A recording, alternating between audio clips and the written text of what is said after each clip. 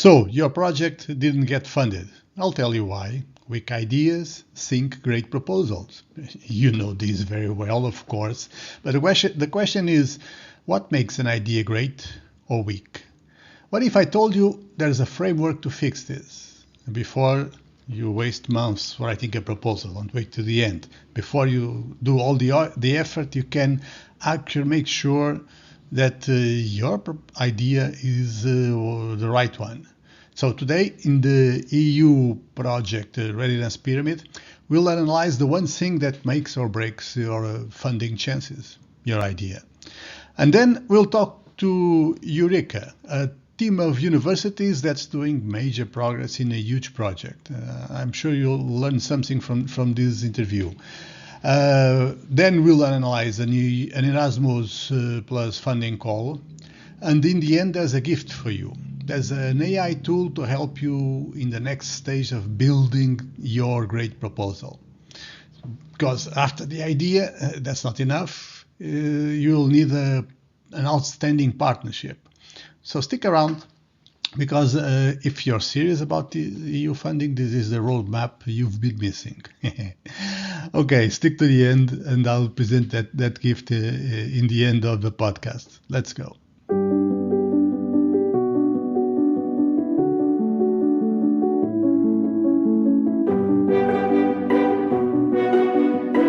Welcome back to InnovEU, the EU Project Chronicles.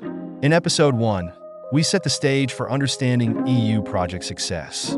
Today, we dive into the EU Project Readiness Pyramid, your roadmap to winning EU funding. This pyramid has three key layers: ideas, partnerships, and proposals. Today, we focus on Layer 1, ideas, the foundation of every successful project. Why? Because no matter how strong your proposal or partnerships are, without a fundable idea, your project won't succeed. Innovation alone isn't enough. Your idea must align with EU priorities and drive impact. Here's how to assess it. Does your idea introduce something truly new? Ask yourself, what makes this different from existing solutions? Does it fit the EU funding priorities? Study past projects and refine your idea to align perfectly. Can the project have long-term impact? EU funding favors projects that continue beyond the grant period. Will this project drive measurable change? If it's just nice to have, it's time to rethink your approach. Step 1. Brainstorm with your team. Define the problem and refine the solution. Step 2. Check EU funding call criteria. Does your idea align? Step 3. Score your idea.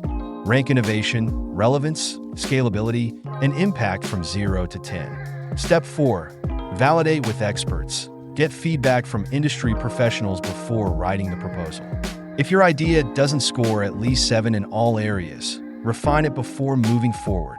Many teams jump into partnerships and proposal writing too early without validating their idea. A weak idea leads to weak partnerships and an unconvincing proposal. Start with a strong foundation. Validate, align, score, and then move to partnerships. Next, we'll hear from uREKA, a team that turned bold ideas into funded projects. And in our final segment, we analyze an open Erasmus Plus capacity building call, showing how to apply these insights to a real funding opportunity. Don't forget to subscribe and share. Let's help more innovators turn great ideas into EU-funded projects. Okay, so good morning, everyone. We're here to talk about uREKA, not Archimedes exclamation, but a different reality. It's a consortium, it's a project. I'll let my guests talk about what is it and explain a little bit what uREKA is, but I promise you it's a different chapter in this podcast. We never had two guests simultaneously. There's a first time for everything, and this is our first time. So thank you, Mona, for being here. Thank you, Anna, for being here. Mona is quite distant. Anna is my neighbor. We live in the same city. We work at the same institution. Mona comes. Let you introduce yourselves. Mona, please tell us what's your institution, what's your name, what you do, where you come from. Where are you now? Yes, so thank you, Fernando. And I come from Finland, so working for Metropolia University of Applied Sciences, located in the capital region in Helsinki, Finland. And in this institution, I work as a research director, responsible of EU advocacy and international project activities. And then now, of course, then having a lead coordinator role in uREKA, European University. Before you tell us a little bit more about that, I would like to ask Anna to introduce herself. Who are you? Hello, everyone. Hello, Fernando. So my name is Ana Raposo. I am part of the management team from the Polytechnic University of Lisbon, and I am the lead institutional coordinator for IPL for this uREKA, European University. And I am also the Deputy Vice President for Strategic Communication. So communication is my background, but I'm really, really glad that in my life, the European projects came and could give me a different perspective and to allow me to develop other different skills. So, first of all, I don't know which one of you wants to explain our viewers what is uREKA? What are we talking about? I can perhaps start with briefly. So uREKA is part of these 64 European universities that are funded by Erasmus European University. This is a funding program that was started in 2019. And then it has had 4 funding rounds. Actually, in total 5. The last one ended last summer. So in total 5 funding rounds, and after those we have now 64 European universities, and that's a final number covering about 500 European universities, so around 10% of all European universities. So the initiative is to bring Europe together very much. So we are to actually have 50% of our students, and in case of uREKA, it is 123,000 students. So more than 60,000 students we should bring together for physical or virtual blended mobility opportunity within the Alliance. But this is not the whole story. It's also very much about enhancing the quality of European education area and competitiveness in general. So we are to develop joint education, joint campus, and then our main focus is on climate neutral and smart cities, so bringing value to our stakeholders, cities, society at large in that topic area. When did it start? What are the time limits of this project? When did it start? When will it end? So I don't know if you, but I can really, so it's really, our uREKA collaboration started in 2016 already. So it has been there for a long while, even before the European University Initiative funding.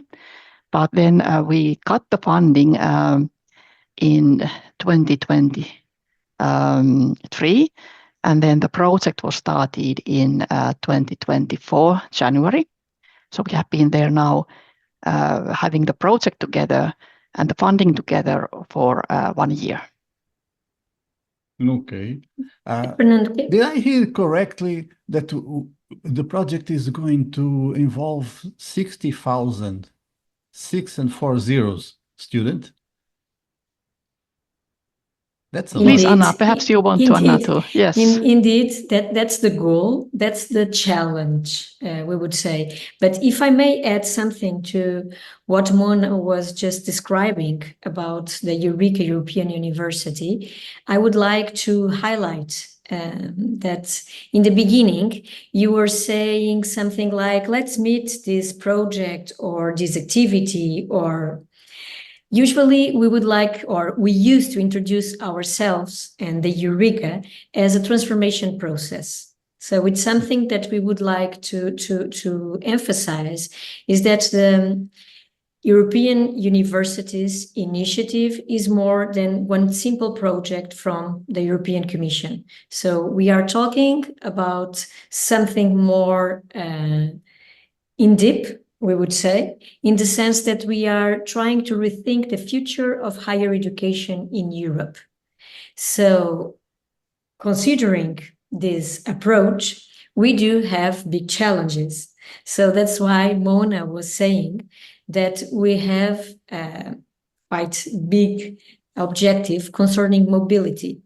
But this goal is more or less, we would say, set by the European Commission. So the majority of the 64 alliances that are now running, we all have certain objectives and goals, namely to increase the number of mobilities and also to move the mobilities and the internationalization to a next level in the European universities. So this is our goal. We have a quite maybe broad understanding of the definition of mobility. So in the end of the day, our intention is to allow the students from the consortium to have an international experience that could be online, that could be face-to-face, or that can be blended. But we believe that we need to go beyond the concept of the Erasmus program, that standard and really well-known Erasmus program of mobility in and out. It's a success, we know that, but we need to push more for the mobility.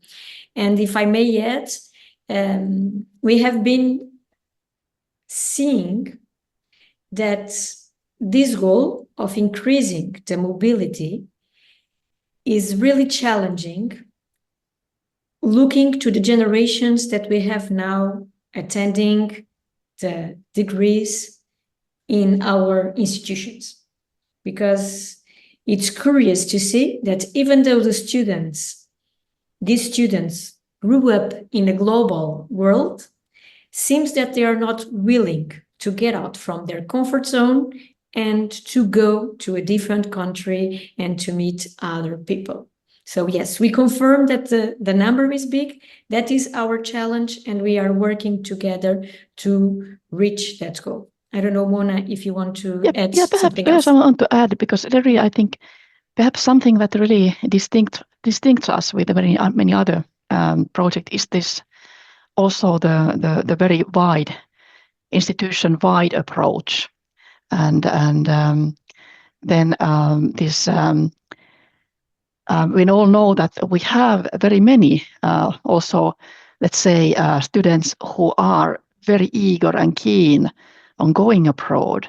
But what we try to do here is to ensure that this opportunity is really reaching all of our students, so that we would like to embed in the curriculum of the students a mandatory component that brings the uREKA collaboration to become an essential part of all students.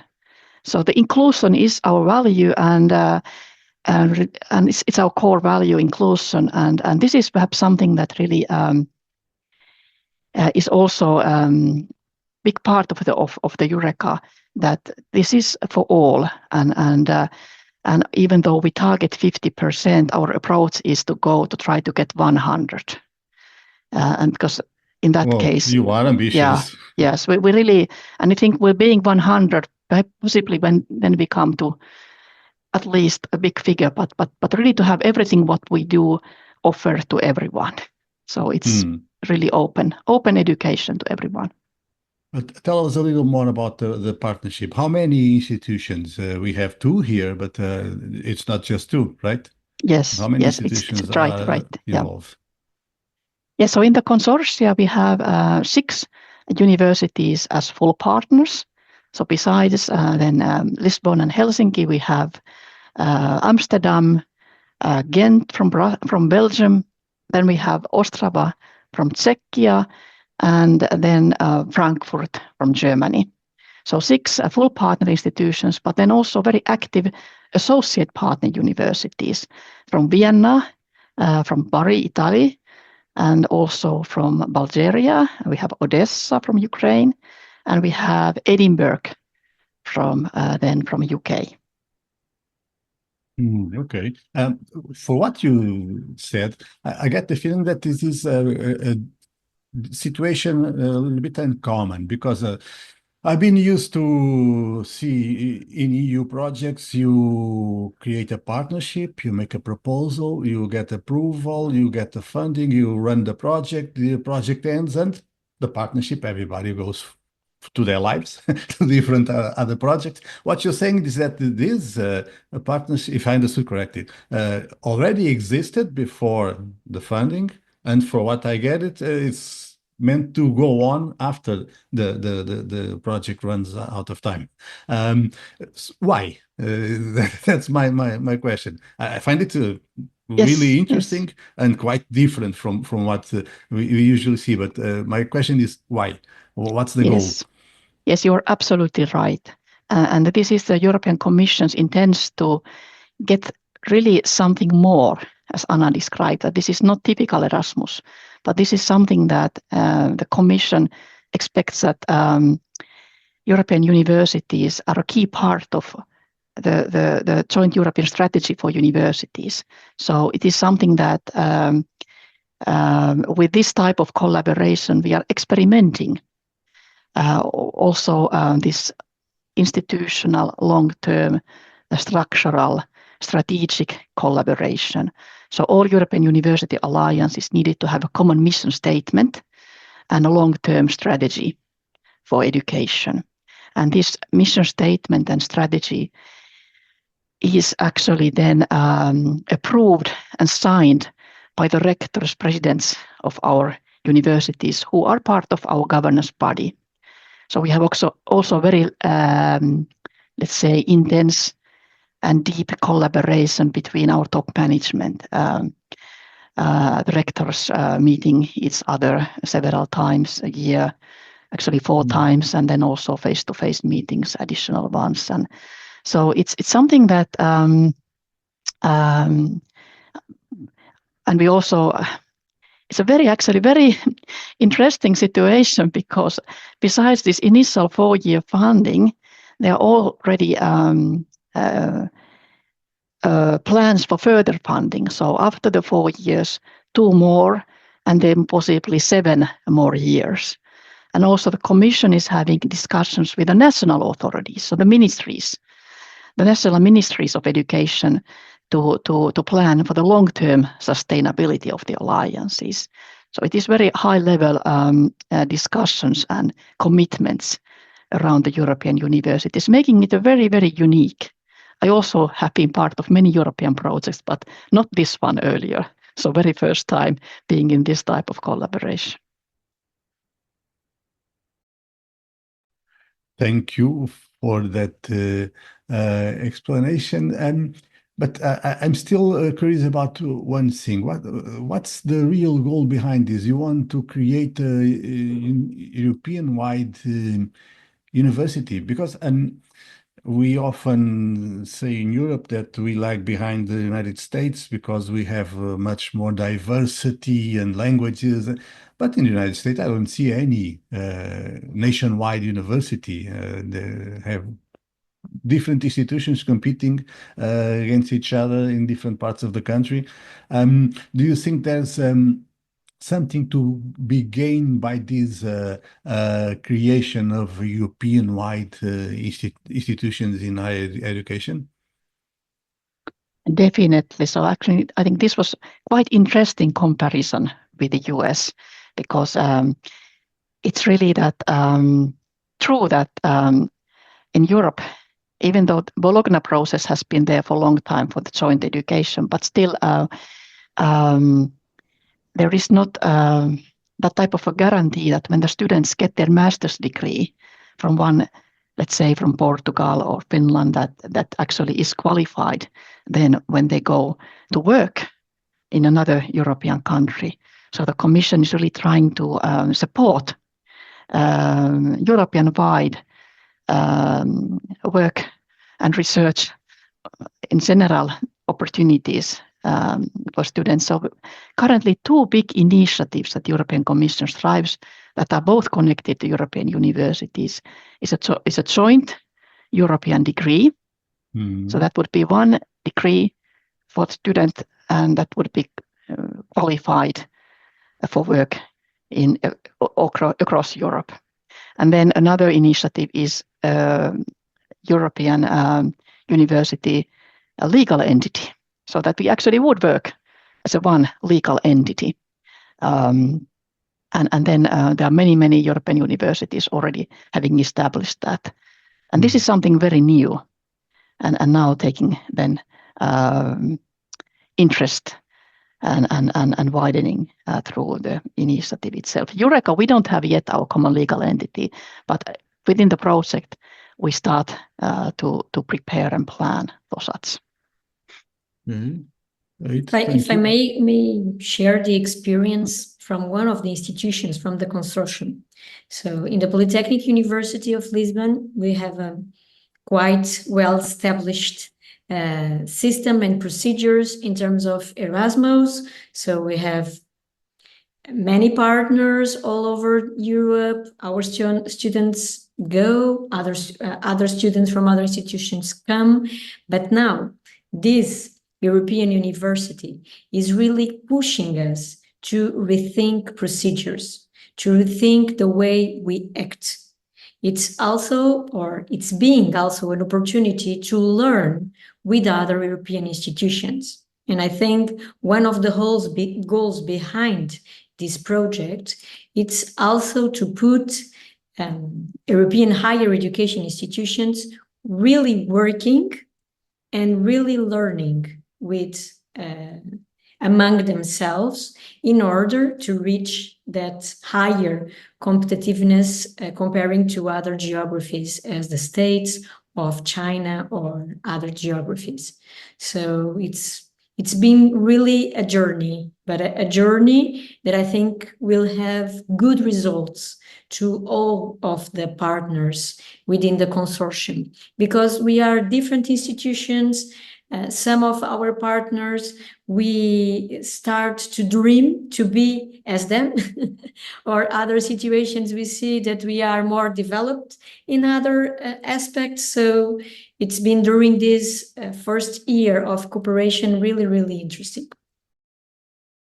Do you think we can say that this is the next step after the Erasmus mobility that became a norm in the past decade, I'd say, or maybe 2 decades, but it has grown and it's somehow stagnated? After the Bologna process, I would say that the line is the Bologna process, and now we are trying to find out what is the next level after the Bologna process, because we realize that it's good. When I would say that it's one of the more successful projects from the European Union that we have in place and continue to have in place, but we really need to reach another level.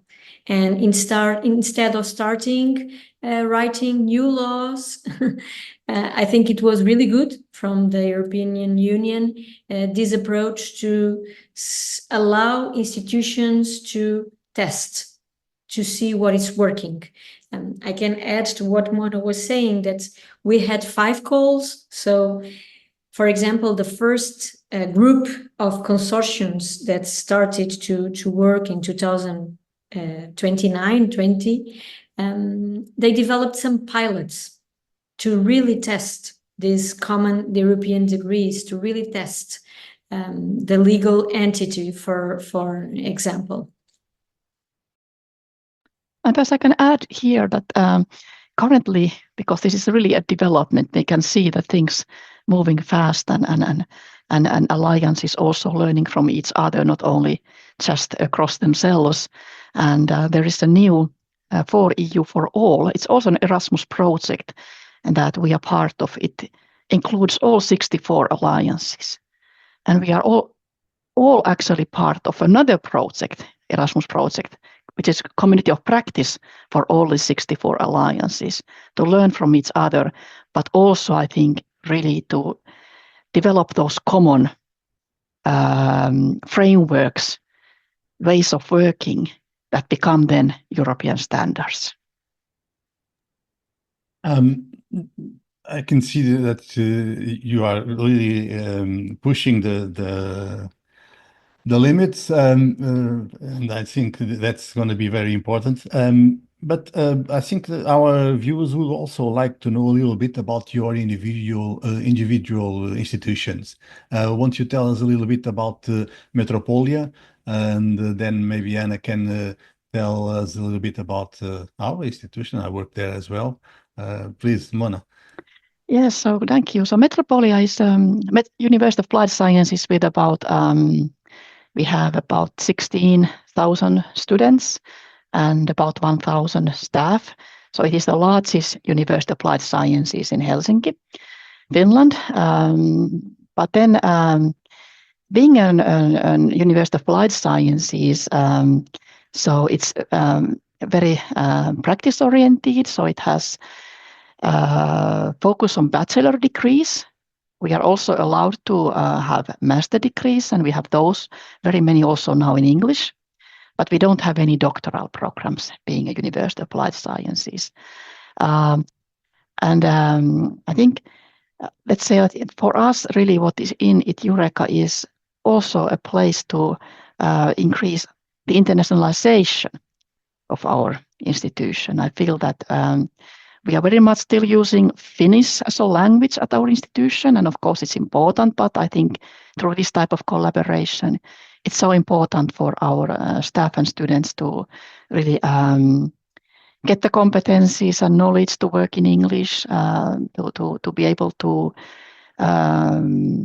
do peer exchange within the alliance, also for their own professional development. So I think this is something that, even though we are a large institution, Metropolia, but I still think that there is a lot for us to learn and enhance the way we work through this type of deeper European collaboration. So you see this as a way forward, but you do run other projects. You have other experiences in EU-funded projects. Yes. We have those, what I would call like a traditional projects, so traditional Horizon or traditional Erasmus projects. So those we have around 100 projects, R&I projects, and about 30% are European at the moment. Yes. But in the end, I will ask you for your contacts to be in the show notes, in the podcast notes, so that any viewer that finds it interesting to contact you has an easy way to do it. And that's why I was looking forward to have you introduce Metropolia. Anna, would you like to do the same for Polytechnic Lisbon? Yes.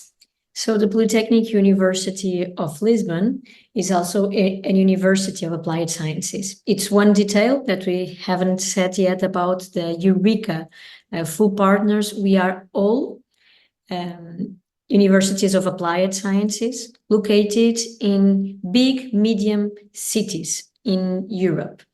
The Polytechnic University of Lisbon, we have 8 schools in quite different fields, from engineering to communication, arts, business and accounting, health, technologies, education. And we have a well-defined strategy in terms of international cooperation. So we were part from the uREKA network since 2027, if I'm not mistaken. So we are really, really glad that we could be one of the 2017. 2020 actually is the correct one. No. I'm saying the date that the Polytechnic University of Lisbon joined the uREKA Alliance. It was 2019. Okay. Yeah. 2019. The alliance, the uREKA before being a European university, because the uREKA stands for Urban Research and Education Knowledge Alliance. So the motto and the starting point was to study about urban challenges and problems. Okay. And that's why we ended up with the core business, I used to say like this, that all the 65 consortiums will have a focus. And our focus, as Mona said, it's on smart cities and carbon neutral cities. So one of our major goals is to contribute to the goals defined from the European Union for the climate neutrality and smart cities, aligned with another project that we have in the European Union, that is the EU Missions Climate Neutral and Smart Cities, where we have the goal for 100 cities to be carbon neutral until 2030. Okay, so some of the cities from the consortium, I would say like this, are part of also this project. So something that I think it's also important to say is that the European Universities Initiative is also pushing to create synergies within Europe and within European projects. So to pushing us to cooperate, to work together, and that's why we are also aligned with this project. On top of that, about the Polytechnic University of Lisbon, I can say that we are glad to have this opportunity, because even though in Portugal we have a quite small country, and in terms of numbers comparing to other geographies, it's completely different. So I must say that in Portugal, the great majority of the public higher education institutions are now members of consortiums of European alliances. If we look for all Europe, I would say that only 10%, 12% of all European higher education institutions have the opportunity to be part of this big wave where we are now in. So we are really, really glad to have this opportunity.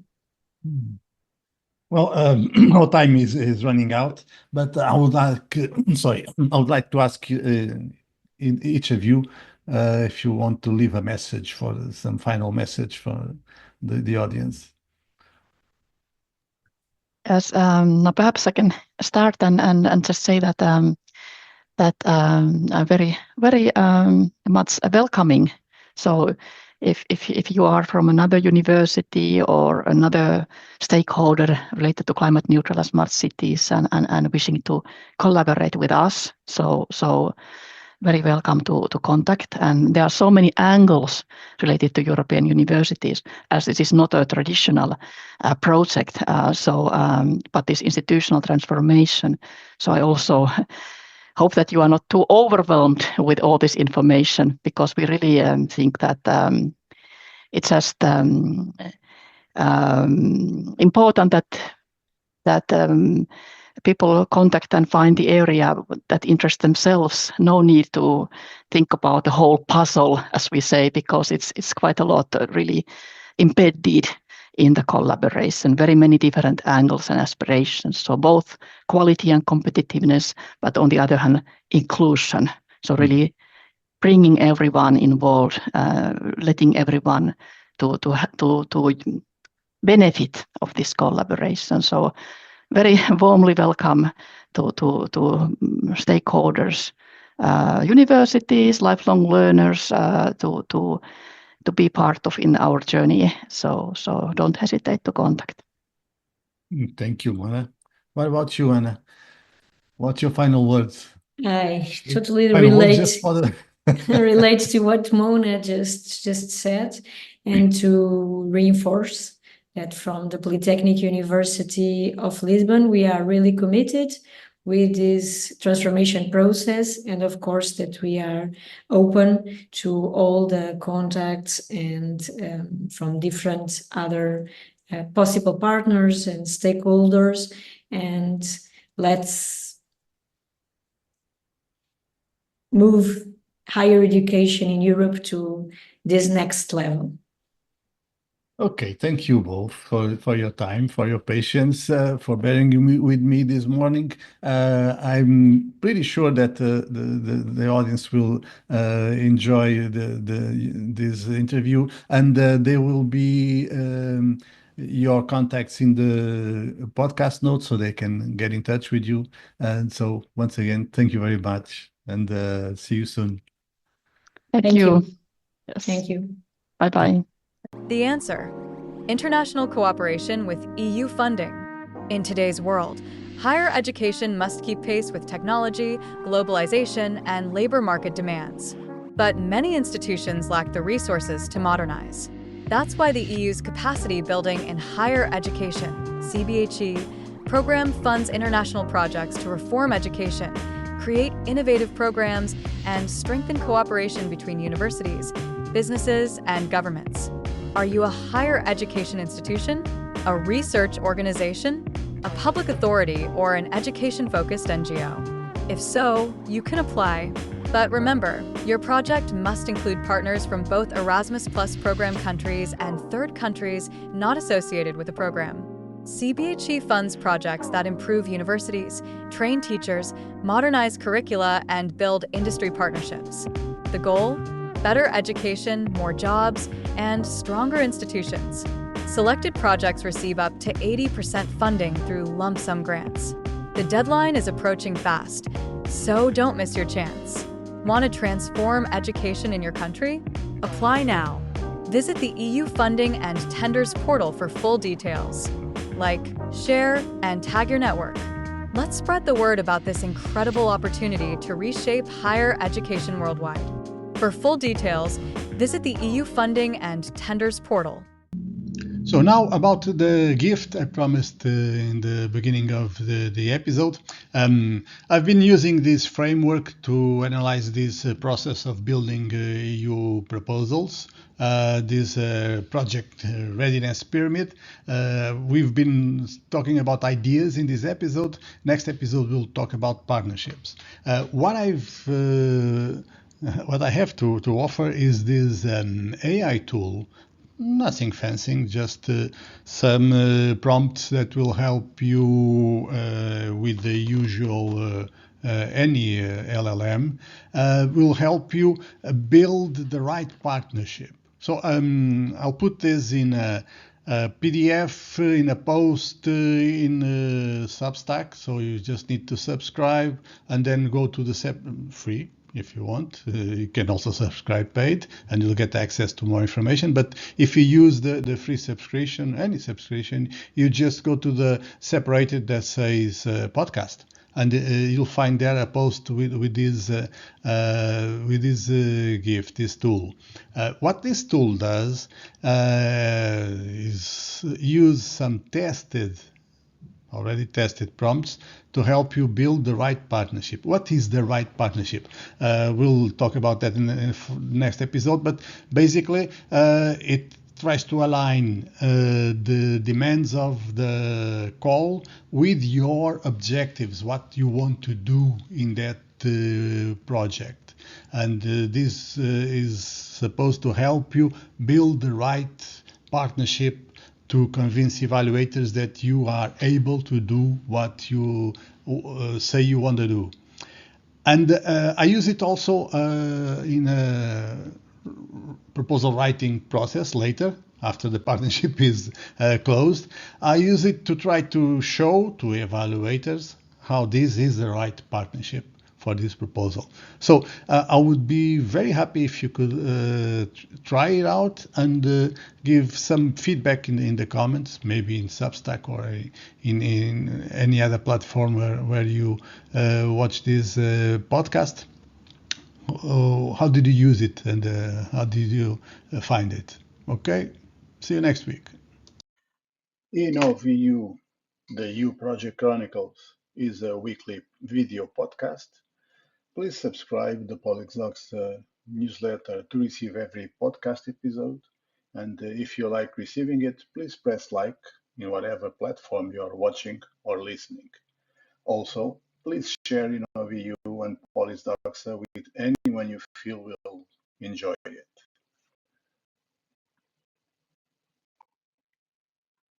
Credits: author and host Fernando C. Gaspar, music Hugo Gaspar, Lisbon, Portugal, 2024.